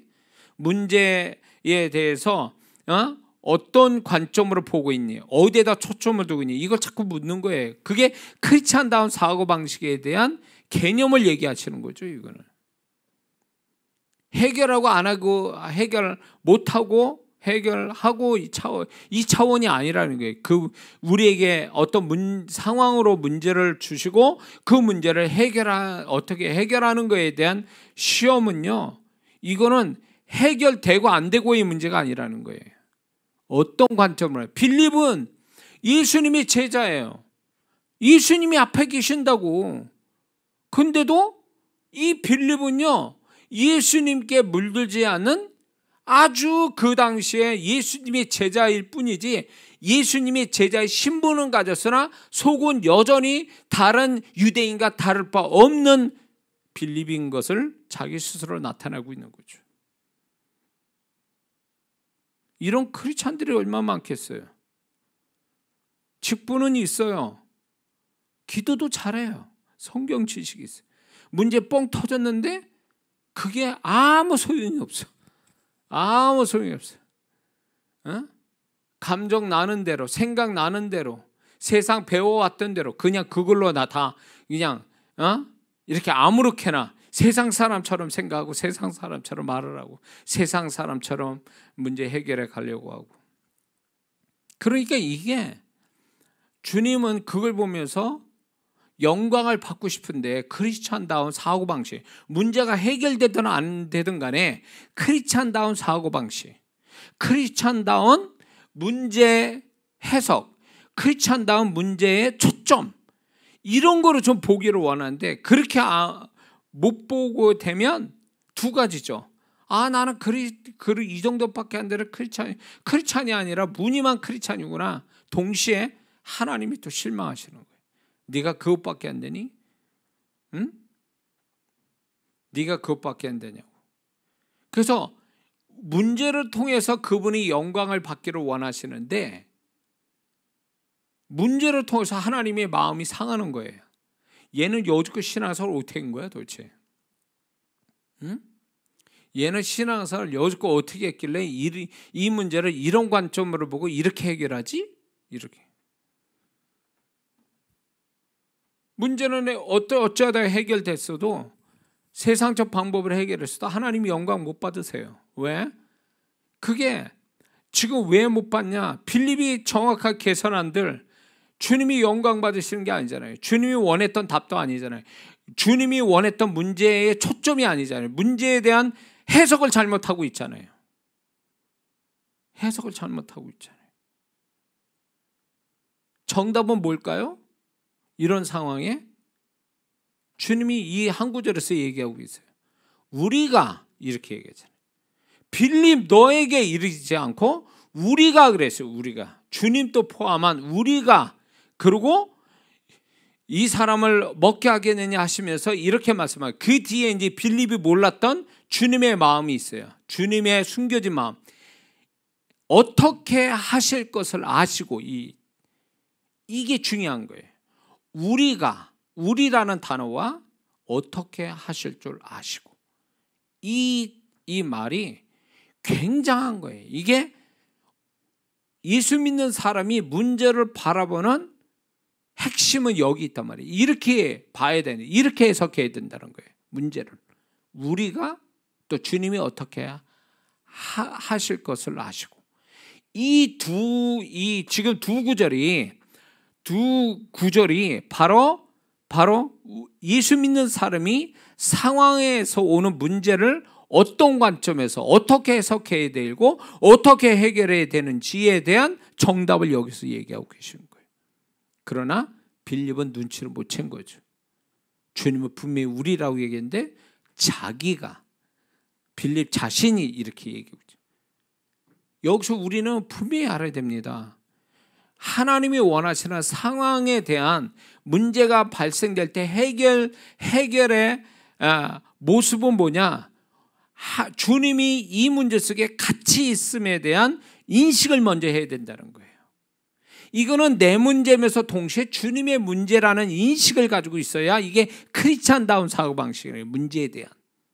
그리고 이 해결책은 결국 주님이 이거를 어떻게 하실 것을 아셨다고 그랬으니 그분의 해결책을 갖고 있고 그분이 모든 거를 이렇게 해결할 수 있는 결정권자라는 것을 얘기하고 계시는 거예요.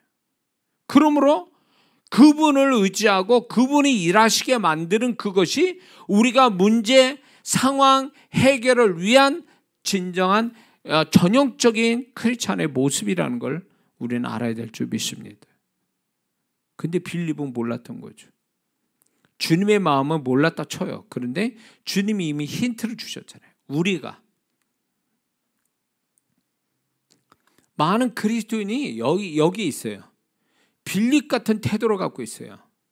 내 문제니까 내가 책임지고 내가 해결해야 돼, 이러고 있어요. 주님이 분명히 얘기했잖아요. 우리가 하라고 그랬잖아요. 너하고 나하고는 분리된 게 아니야. 네 문제가 내 문제고 네 문제가 내 문제야. 그래서 주님과 합동으로 해서 해결을 해가는 게 그분이 원하는 바고, 그게 결국 빌립이 가져야 할 태도인 거예요. 주님, 저와 함께 이 문제 풀어가시죠. 이렇게 하는 게 크리스찬다운 해결의 모습인데 빌립은 그렇게 그런 모습이 아니잖아요. 내가 풀어야 된다고 생각한 거잖아요.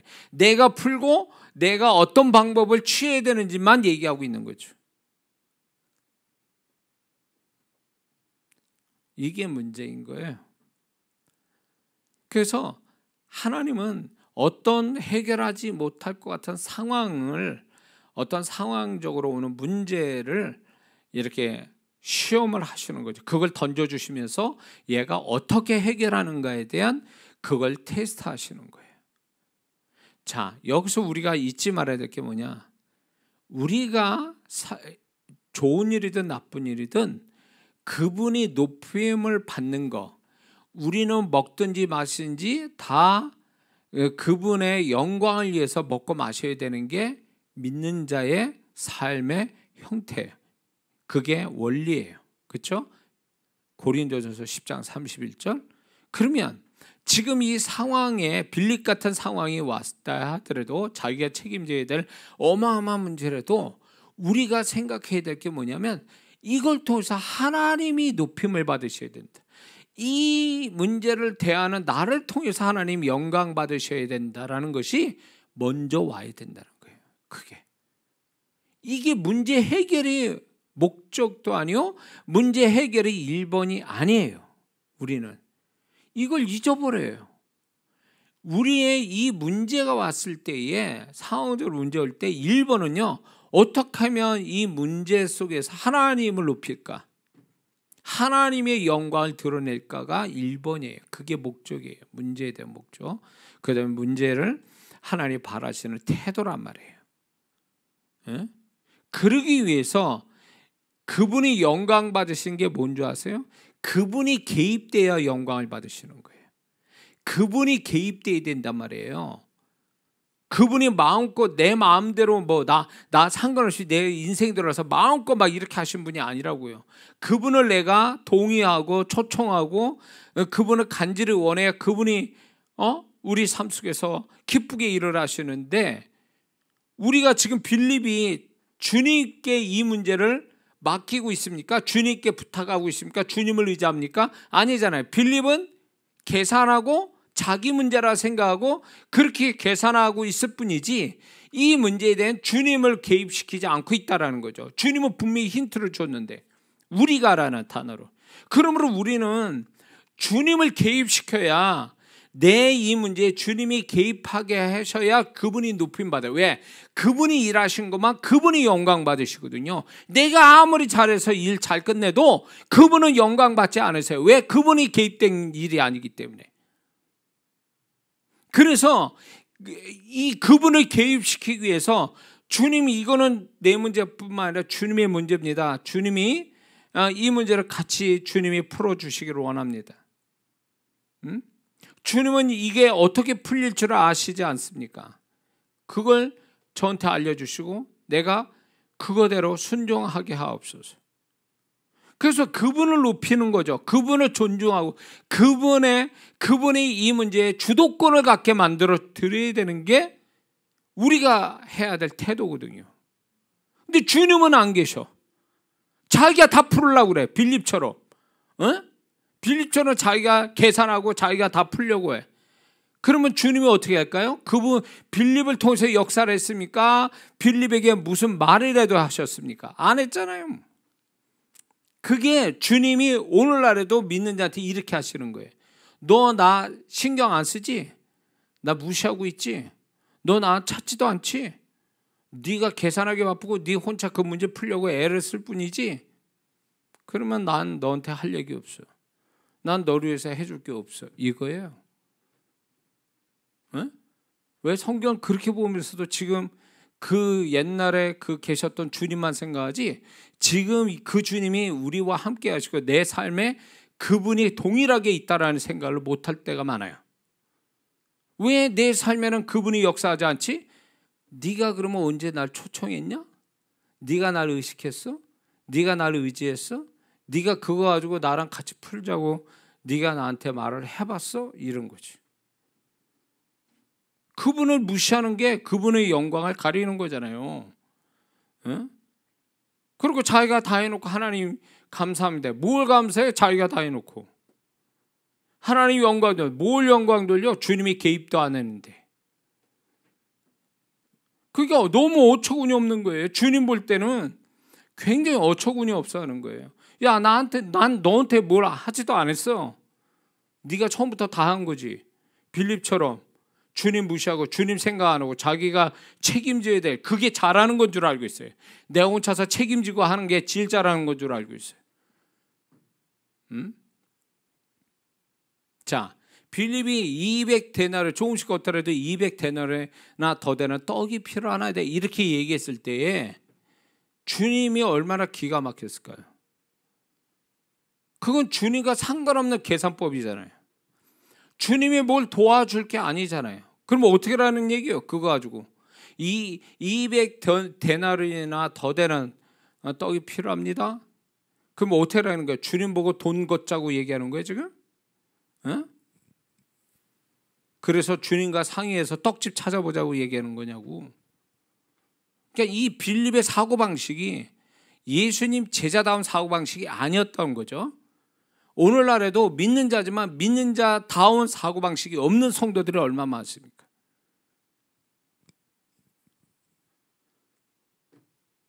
그래서 주님께서는 문제, 상황적으로 오는 문제를 어떻게 푸는가를 보고 계시는 거예요. 어떤 관점에서 어떻게 해석하고 어떻게 해결하는지 이걸 통해서 시험하신 거죠. 그래서 그 사람이 결과가 어떻게 나왔든 과정 속에 어떤 이 태도가 크리스찬다운 태도를 가지고 이 문제, 어떤 문제, 상황적으로 오는 문제를 그런 관점으로 보고 그렇게 해결하려고 막 주님과 같이 이렇게 해결하려고 한다면 이미 그 사람은 문제가 해결나기 전부터 이미 하나님이 영광을 받으셨기 때문에 이건 답이 나오게 돼 있는 거예요. 답이 나온 거예요. 벌써 답이 나온 거예요. 예? 자, 그래서 우리가 7가지 이거에 대한 그 지금 마지막 상황의 해결에 대한 시험을 하실 때 우리 지금 7가지 시험에 대해서 여러분들이 이게요 번갈아 가면서 상황에 또 따라 그분이 이 시험을 하고 저 상황에 또 저 시험하고 이렇게 그분이 우리를 시험하신다라는 거예요. 언제나 시험은 하진 않잖아요. 매일 시험 보는 학생이 있겠습니까? 그건 없어요. 이제 그러나 때 되면 시험이 보죠. 그처럼 하나님도 우리가 때 되면 시험을 치르신다는 거예요. 시험을 보게 하시는 거예요. 왜? 그 시험을 통해서 결국은 존재값과 축복을 계속 연결해서 받게 하시려고 시험을 하신다는 거죠. 이거를 잘 눈치채서 자기 사는데 자기 관점에서만 자기 삶을 볼 게 아니라 하나님의 관점에서 자기 삶을 봐야 돼요. 하나님의 입장에서 자꾸 보려고 해야 돼요. 하나님의 입장에서 하나님이 내 삶에 이런 걸 통해서 7개 중에서 이 부분을 시험하시는 게 아닌가?